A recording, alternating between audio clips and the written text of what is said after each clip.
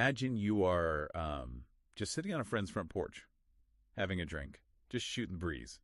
Like, it's the ultimate low-stakes hangout, right? Yeah, exactly. I mean, the porch is supposed to be safe. It's a refuge from the stress of the day. Right, you definitely aren't expecting to launch a full-scale forensic investigation. Oh, absolutely not. But today, we're doing a deep dive into this hyper-niche YouTube subculture where a literal digital porch actually transformed into a hostile courtroom. It's a wild shift to see happen in real time. It really is. We are looking at an analysis of a broadcast from November 16th, 2025, on a channel called $Polo's Porch.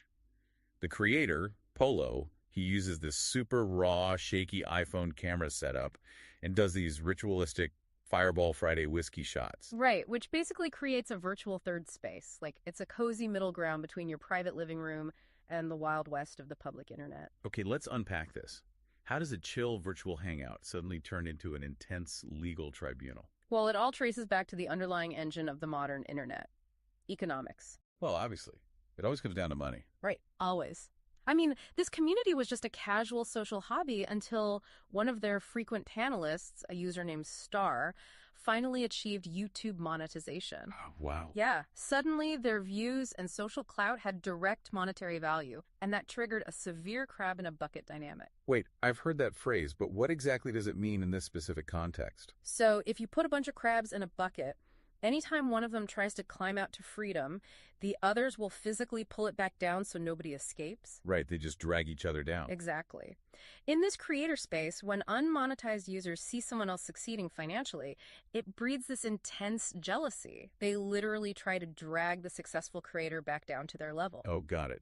It is like hosting a friendly, low-stakes neighborhood poker game, and suddenly someone drops $1 million in the center of the table. The vibe is going to get weird and cutthroat fast because the stakes are suddenly life-changing.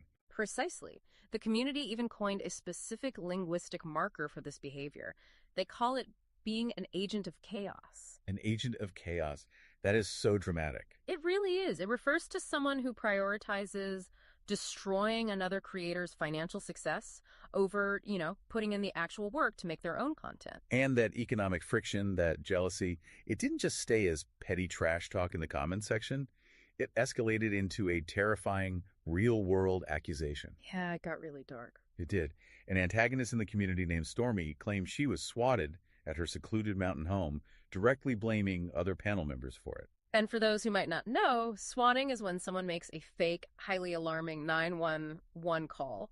The goal is to send a heavily armed police SWAT team to a victim's house. Which is incredibly dangerous. Here is where it gets really interesting. The community didn't just yell back with more rumors. They fought back with forensics. What is fascinating here is the sheer level of civilian investigation. A community member named Lacey decided to bypass the internet drama entirely and go straight to the source. Right, she literally just called the cops. Yeah.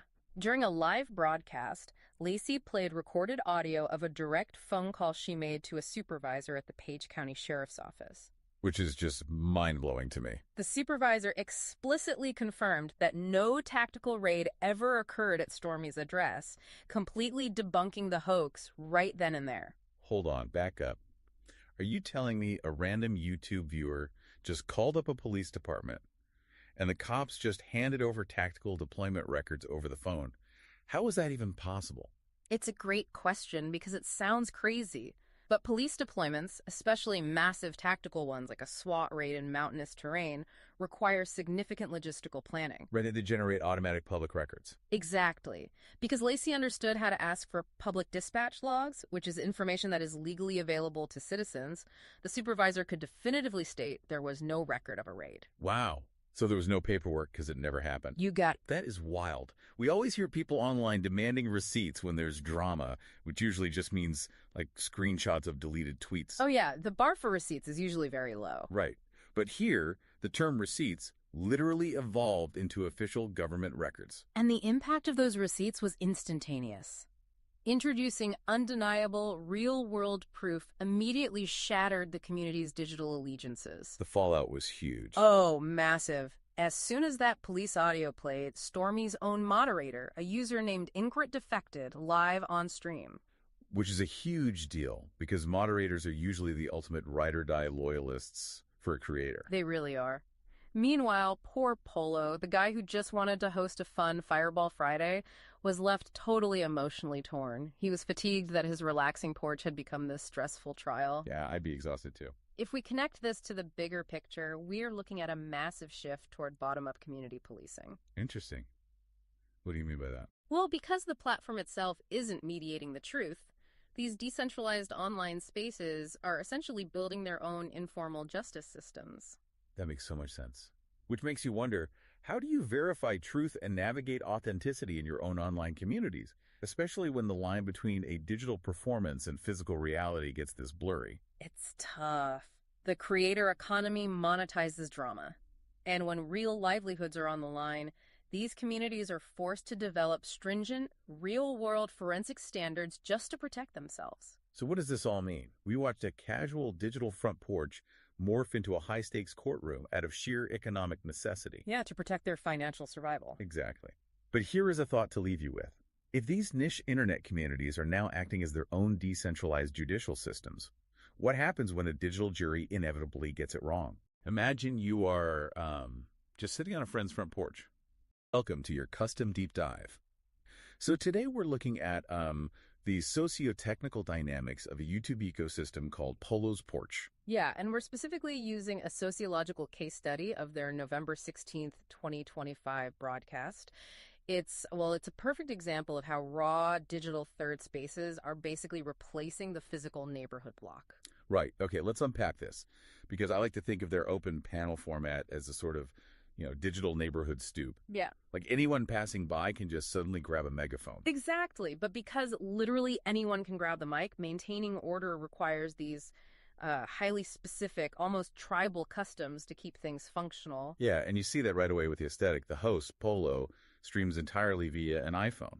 There's no polished studio, which I guess maintains this really raw vibe. Right. It's a very deliberate choice. It completely separates him from the commercial gloss of, say, mainstream drill rappers who also use the name Polo. Okay, that makes sense. And that rawness extends to the actual community rituals, right? Like the Fireball Friday ritual. Oh, absolutely. So specifically right at the 6.44 mark in this broadcast, they initiate what they call the one-hitter quitter. It's a mandatory shot of cinnamon whiskey. Wait, really? A mandatory shot of cinnamon whiskey on a live, unedited stream? Yeah. I mean, doesn't mixing that with a live audience just guarantee toxic chaos? You'd really think so, right?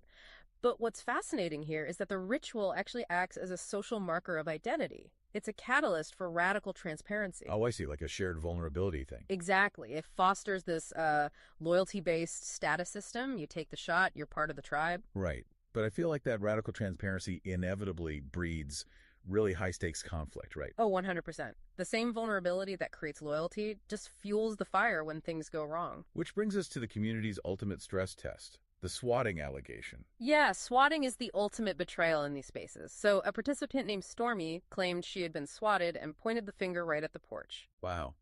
And for anyone who doesn't know, swatting is sending armed police to someone's house under false pretenses. It's incredibly dangerous. It was an existential threat to the community. But then another user, Lacey, who goes by Jelly, didn't just argue. She brought undeniable receipts. And when we say receipts, we mean a literal 20-minute audio recording from the Page County Sheriff's Office. That completely debunked the fake raid live on air. Yeah, the evidence was so solid that the moderator, Ingrid, had to enforce communal exile for Stormy immediately. It's wild that they essentially held court right there on the stream. Well, if we connect this to the bigger picture, it really illustrates the professionalization of receipts. Digital drama now requires an evidentiary rigor that basically mirrors a legal proceeding. Here's where it gets really interesting, though.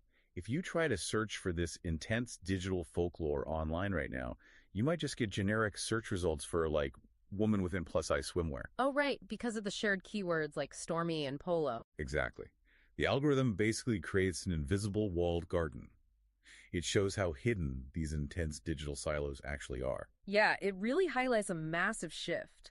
As mainstream platforms feel increasingly automated and sanitized, users are craving these raw human spaces to verify reality together. Right. They want communal sense-making to fight deception. So what does this all mean for you? It proves people still need that neighborhood stoop, even if it's digital. Yeah, they need a place to figure out the truth face to face. Exactly. But we want to leave you with this provocative thought. If decentralized digital tribes are now acting as judge and jury based on their own complex receipts, what happens to internet outcasts when a community court inevitably misinterprets the evidence? Welcome to your custom deep dive. So today we're looking at the socio-technical dynamics